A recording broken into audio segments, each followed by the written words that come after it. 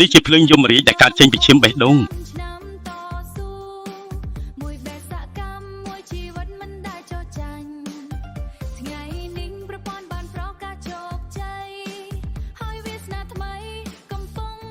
អូយសុំទោស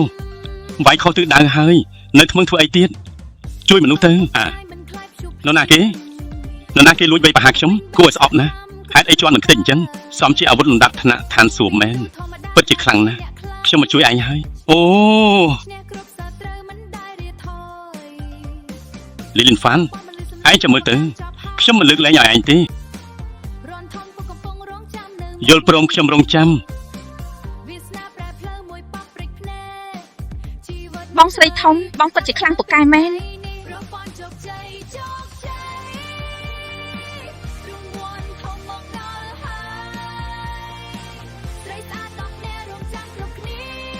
បើខ្ញុំចុះសន្យាជាមួយគេថ្ងៃក្រោយប្រកាសជាហោះហើរឡើងឋានសួគ៌មិនខានក្នុងពេលដែលខ្ញុំបានជួយសង្គ្រោះនាងគួរតែបង្ហាញអ្វីបន្តិចបន្តួចដែរទេលោកចង់ធ្វើអីហ្នឹង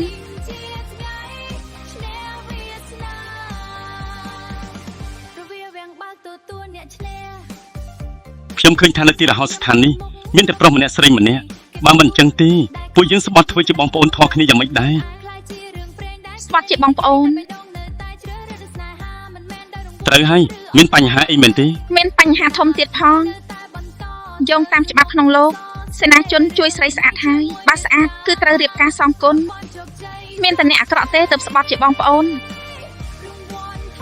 ព្រះនាងនេះមានសម្រស់ស្រស់ស្អាតបដូរផ្កាបដូរប្រចាំលោកហ៊ាននិយាយថាខ្ញុំអាក្រក់ផងមិនសមហេតុផលទាល់តែសោះមិនមែនទេ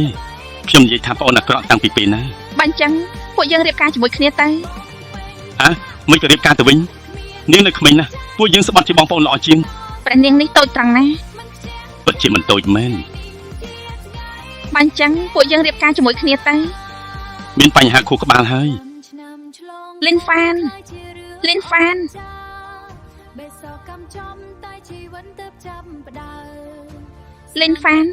គិតមើលឡើងវិញទៅ